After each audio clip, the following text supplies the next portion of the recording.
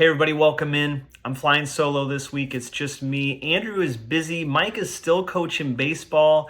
And so just wanted to make a short episode. 5 thoughts on 5 different things. Let's go.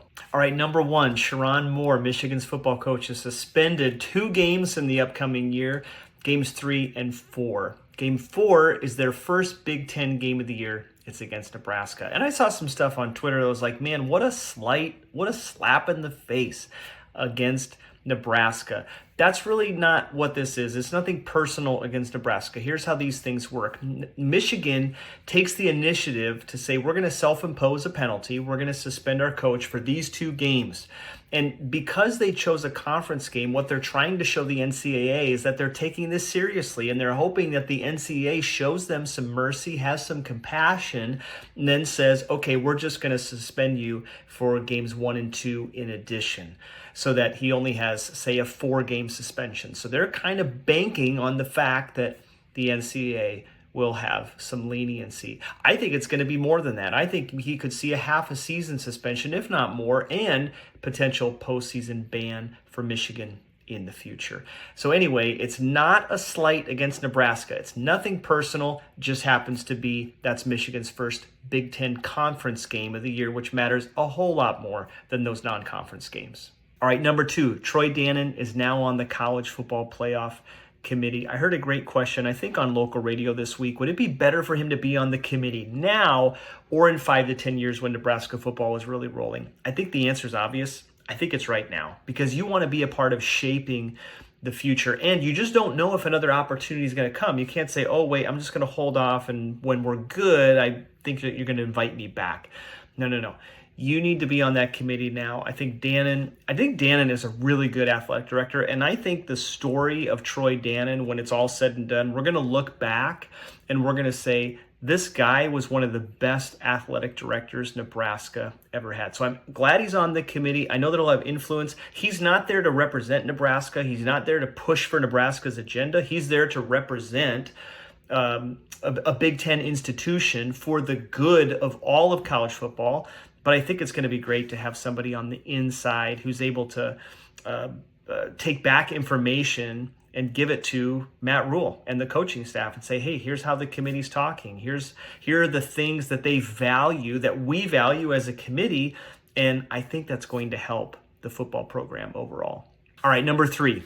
The ESPN article about Scott Frost. You knew I was going to go there. There was just a firestorm with Nebraska football fans about this. I think there were a lot of people who just really wanted him to just confess, just say like, hey, it was my fault. And I just biffed it. I tanked it. The job was too big for me. I wasn't ready for it. Coaches just aren't going to do that. Like, I've never heard a coach do that. If you've found someone who's done that, send me the link. I'd love to watch the video. Most people just don't admit to that. They say other things and they kind of talk around the issue. And I think that's typical. I think it's typical for college football coaches. I think it's normal for humans. The part that people were frustrated with, right, was that he said, looking back, I don't think I really wanted to be there. I kind of did what other people wanted me to do. I knew it wasn't best for me, but other people thought it was. Okay, we've all been there, right? Let's have some empathy. We've done it. I get that we're frustrated because of the money. We paid him so much money. We, not me, but the university, right? The university paid him so much money and then paid him so much money to leave. That's part of sports. You got to remove that part out of it. We get emotional about money. We get really weird and kind of stupid when it comes to money. But I think if we can empathize a little bit with where he's at, we can at least appreciate that he was reflective enough, contemplative enough to just say, maybe I really didn't want to go in the first place. Now, I agree.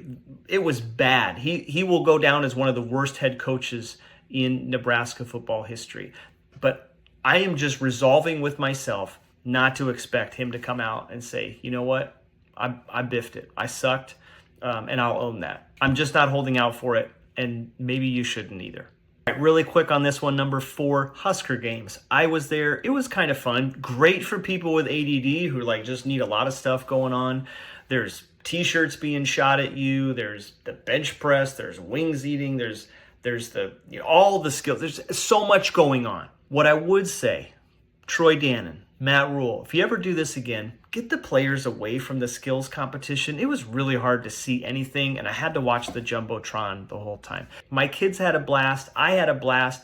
It was a little bit nostalgic for me because I grew up watching the Pro Bowl skills competition and watching, Dan Marino and Jim Kelly and Steve Young and those guys do their thing, and I just loved it. So I'm a sucker for that kind of stuff. The football was okay. It was fun to see guys out there who may or may not be on the team this year.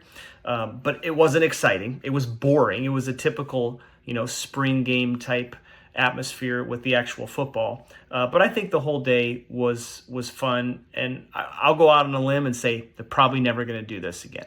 All right, number 5, Nebraska basketball. Yes, we're still talking Husker basketball. They got a big pickup today with Frederick Leo Curtis from Iceland. He's 18 years old. He has 4 years of eligibility left. He's already played professional basketball in Iceland, and he's a top 100 player. Not just a top 100 player, he's a top 85 player. So this is a good get. He's 7'1". He shoots, I think, 42% from 3. So you can see how Hoiberg is continuing to build his roster. Big guys who can shoot, who can take up space, who can play in the post. Hoiberg is building an NBA roster in the Big Ten, and he's got to do it if he wants to win. I don't know if Curtis is going to play a whole lot this year. He's going to learn from Rink Mast, and he's going to fulfill that role. And remember, he gets 4 years to develop. I don't know what Nebraska basketball is going to be this coming season, but I can almost guarantee you it's going to be better than what we saw on the floor last year. So there you have it. I told you to be quick. It's May. I got other stuff to go do. Thanks for watching. Find us on characterchronicles.com. Hit that subscribe button on YouTube. You can also find us on Apple, Spotify, all the platforms. Thank you for watching. We'll see you next time. And as always, go Big Red.